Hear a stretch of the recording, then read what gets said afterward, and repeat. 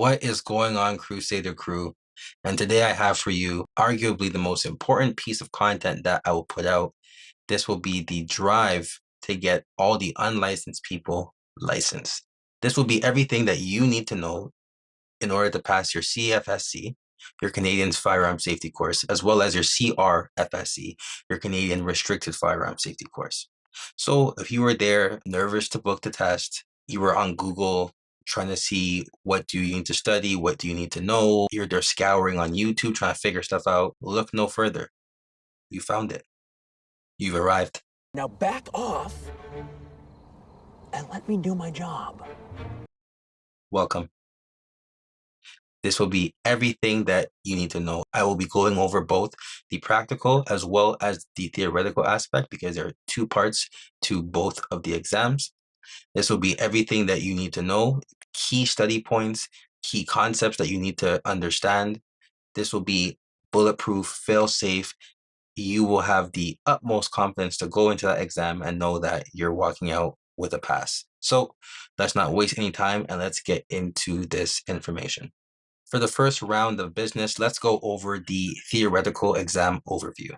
So there's going to be two exams, one for the CRFSC, one for the CFSC. Both are going to be comprised of 50 theoretical questions. The format of these questions is multiple choice, aka multiple guess. So you know we like that. You'd like that. You're going to need a 80% passing grade in order to be successful on this aspect of the exam. And this is going to be theoretical questions testing you on various firearm important points like firearm safety, firearm transportation, operation, safe handling, etc., etc. The key points to know and the key points to study here is going to be weapon safety rules, as well as the different types of firearms. For weapon safety rules, 99.9 of those safety rules are fully encompassed within the acronyms of ACTS and PROOF, which we're going to go over a bit later, and then the weapon categories. So there's 3 weapon categories in Canada. First of that being non-restricted, second being restricted, third being prohibited. These categories are outlined very detailed, very confusingly, but very detailed in both the Criminal Code as well as the Firearm Act. They all have their different rules and different nuances, so you need to know what is what when it comes to these categories. So let's unpack these details and make sense of all this. So first up, we have non-restricted firearms, long guns. So typically, if you have a rifle, shotgun for hunting, it's going to be a non-restricted firearm. So whether that be Uncle Joe's hunting rifle, your great-great-grandpappy's musket, Elmer Fudd's shotgun, the sniper's gun in Saving Private Ryan. I don't know. Anything that I just said or similar to is going to be a non-restricted firearm. Kind of vague. Let's dive into the details. For rifles, the requirement for it to be a non-restricted firearm is it needs to have a barrel length of at least 470 millimeters or 18.5 inches. So that means that typically whenever you're going shopping for a rifle, you're going to notice that a lot of the barrels come in at 18.5, 18.7 inches. This is to have them still fall under the classification of non-restricted. Anything shorter than that for a rifle, shorter than 470 millimeters or 18.5 inches, would then deem it no longer a non-restricted firearm. It would now be restricted. For shotguns, it's slightly different. For shotguns, the barrel needs to be at least 660 millimeters or 26 inches. So that's typically going to be all of your semi-automatic, all of your over-unders, break action side-by-side. These are typically going to be at least 26 inches because they're for hunting purposes. Another important point or an important caveat is these firearms must not be classified specifically by name, most likely, as restricted or prohibited under any act or any law. So what that means is if you're out hunting with a rifle or shotgun, chances are that's going to fall under a non-restricted firearm. And the best part about these firearms is they do not require an ATT, an authorization to transport, in order to travel with these firearms. If you're going hunting, you can go hunting. If you're going skeet shooting, if you're going target shooting with these firearms, you could just take it and go. There's no issues. Take it and go. Next, we have our restricted firearms. So these firearms are going to be similar to the ones that we just covered. However, they generally are going to fall within that minimum length requirement that is then now going to prevent them from being unrestricted and make them fall in the restricted bucket. So what details, what criteria make a firearm restricted? So typically it's going to be a handgun with a barrel length of more than 4.1 inches, but less than 16. This would be a restricted firearm. Also, if we have a rifle or shotgun fired from the shoulder, for rifles, if they're shorter than the aforementioned 18.5 inches, or shotguns that are shorter than the aforementioned 26 inches, that would make them fall under the restricted category. Lastly, anything that the Ministry of Safety has deemed restricted. You may have heard of that list from C21. Well, what they did there was they deemed a countless number of firearms as restricted, even if they were prior categorized as non-restricted. So that is, even if they do satisfy those length requirements that were the main criteria for classification, if they have specifically named a certain firearm by name as restricted, it would then be deemed restricted. So what's the difference? The main difference is, as you see in the name, we have the CFSC, the Canadian Firearms Safety Course, as well as the CRFSC, the Canadian Restricted Firearms Safety Course. In order to possess and acquire these types of firearms, you must have the second, the CRFSC. It's going to be a particular condition on your PAL, your possession and an acquisition license. And that's going to be the main thing that's going to allow you to even purchase these firearms in the first place. Also, in order to travel with these firearms, whether it be to the range or wherever you're taking it, you need an ATT in order to do so. Why, you may ask? Well, they claim it's to protect the firearm as well as the firearm user and keep them out of the hands of people who they don't want to use it. Right. We can go and talk all day about whether we agree with that or whether it even makes sense. However, that's probably for a different video.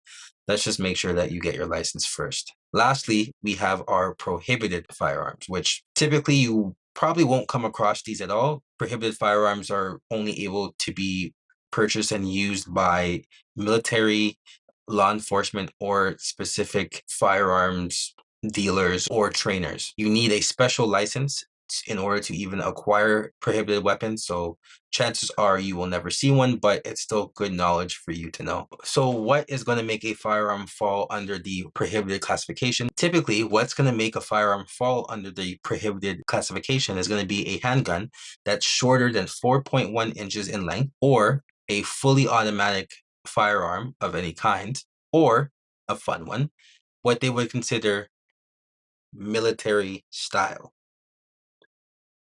Now, I mean, we can go really back and forth for days as to what we consider military style. But as we know, the military has weapons that have fun switches, weapons that are able to go fully automatic, which was mentioned before. So military style is pretty much going to be whatever they think is dark and scary. Yeah, that's what I said. Anything dark and scary that they see on the news and it frightens them, they're going to deem it prohibited. So that's that. Yeah. But like I said, typically most people will never even see a prohibited firearm because they're not able to be owned by regular civilians. So chances are they're a no-go unless you were a lucky son of a bitch that got grandfathered in. However the hell you did that, good for you. but chances are that's going to be none of us. So let's just summarize those categories. We have our unrestricted firearms. It's going to be your typical hunting rifles and shotguns. You're going to need your PAL in order to acquire these firearms, and there's no ATT. We have our restricted firearms. So that's going to be your handguns and short-barreled rifles, short-barrel shotguns. You're going to need your RPAL, so your restricted version of your PAL, in order to get these firearms, as well as you need an ATT, an authorization to travel to move with these firearms. And lastly, we have our prohibited, pretty much banned, outright outlawed. You can't own them. You probably will never see them. And the only way that you will is if you're a part of a very select few in which they were grandfathered in, or you're an authorized collector. That diamond in the rough, that needle in a haystack, consider yourself lucky, because all of us would do heinous things, crazy things, outlandish things in order to get these firearms. So now that you know the three classifications of firearms, I'm going to explain to you everything that you need to know in order to properly store and transport these same firearms. So for unrestricted, everything needs to be unloaded and locked. Unloaded means that there's no ammunition inside the firearm, and locked means that you have applied either a trigger lock, a cable lock, or where applicable, you removed the bolt. Locked means that it's going to be inside a locked container, a locked cabinet, or a room that was made difficult to access for this purpose. The ammunition should generally be stored separately and locked up. However, it can be stored with the firearm as long as it's locked up securely. For example, if everything is in a safe. When you are transporting it, the RCMP says that you should only need to have it unloaded. However, it's best practice, and you probably should just apply a trigger lock. Again, these things are your prized possessions. They cost hundreds, if not thousands of dollars, so you want to be protecting them properly. Next, for restricted, it's going to be typically the same thing, but there is some nuance to it. So it's still going to be unloaded and locked. You are still going to be applying a trigger lock, a cable lock to it. It's still going to be inside a locked case, a locked cabinet, or a room that was modified for this purpose. The ammunition is going to be stored separately, locked up, or in the case of a safe, that's still applicable here. And the main difference is that when you are transporting it, the trigger lock, well, unloaded with a trigger lock on, is mandatory inside a locked case. That is non-negotiable. You must have that for all restricted firearms. So one of the things that you're going to have to do on your practical exam is you're going to need to be able to demonstrate that you have the ability to load and unload a firearm. So the procedure is they're going to put a firearm on the table and a bunch of different types of ammunition. You're going to need to identify what type of cartridge it takes, load up that magazine or that tube, load the firearm, and then subsequently unload it and prepare it for either storage or transport. In order to facilitate this a bit easier, you're going to want to familiarize yourself with common types of ammunition. So you're going to want to look at 22 LR, 9 millimeter, 40 cal, perhaps 45, 357, 308, 300 Winchester, and a 12 gauge round. So I know it may sound like a lot, but in reality, again, the main thing is just familiarizing yourself enough to remember that you just have to read what's on the bottom. So I'm going to put up a few stills so you could see how easily identifiable these different rounds are, and how easily identifiable it is to see what type of rounds certain firearms take. Very, very simple. You'll be good. So now I'm going to give you the cheat code on firearm safety. Really, it's super simple, and it can be fully covered using two simple and easy to remember acronyms. They are ACTS and PROOF. ACTS stands for A. You're going to assume that every firearm is loaded. It doesn't matter if it's a real gun, fake gun, cap gun, BB gun, pellet gun, paintball gun, ray gun, rail gun, or a pack-a-punch AK-74. You're going to assume it's loaded. You're going to control the muzzle aka you're not going to flag anybody, aka you're not going to point a gun at anybody or anything that you do not intend to destroy. T, you're going to keep your finger off the trigger and out of the trigger guard until you are ready and fully prepared to shoot.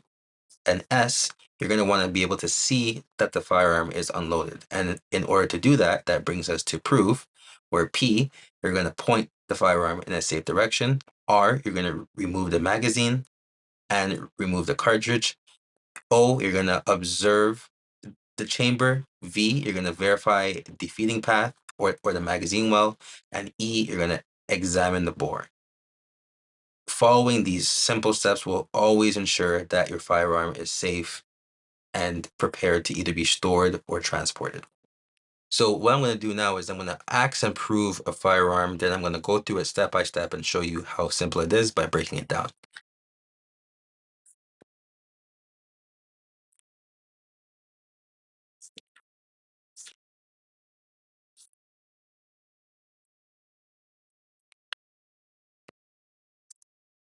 Very, very simple. So let's go step by step now. A, I'm going to assume that this firearm is loaded. It doesn't matter if I just checked it, I'm going to assume that's loaded. C, at all times, I'm going to be controlling the muzzle. T, my finger is off the trigger and out of the trigger guard. And then using S, I'm going to see that it's unloaded. I'm pointing it in a safe direction. I'm going to remove the magazine, remove the cartridge. I'm going to lock back the slide, observe the chamber, observe the feeding path, and then observe the barrel. This firearm is safe, and I know it is because I just asked and proved it. Simple. So next I'm going to go over the cheat code for common theory tips that are going to help you and things that you should master or at least become aware. So when you go into take your exam, you're more comfortable and it's not the first time that you're seeing these things. So you're going to want to familiarize yourself with the different type of actions when it comes to your shotguns. So that's going to be your semi-automatic shotguns, your pump action shotguns, your break action shotguns. You're going to want to make sure that you're familiar with the different types of rifles, whether that be bolt action, lever action rifles. And for handguns, it's going to be semi-automatic handguns as well as revolvers. Obviously, I don't expect you to be a master, nor will the exam, but just make sure the first time you see it is not the first time you're even acknowledging that it exists. And it's you at least looked at YouTube or you Googled some pictures ahead of time. Of course, that's assuming that you don't have access at your local range or ideally some sort of replica or a BB gun would be ideal. You're also going to want to familiarize yourself with the different components of a firearm. So that's going to be the general, of course, not the inner workings and all the mechanical parts, but you're going to want to know there's the main major parts, which are the stock, the grip, the lower receiver, upper receiver, the handguard, the barrel for majority of rifles and for majority of firearms in general. A lot of those terms are interchangeable and are on each of them. So as long as you have those pretty much familiarized for yourself, you're going to be in a good spot.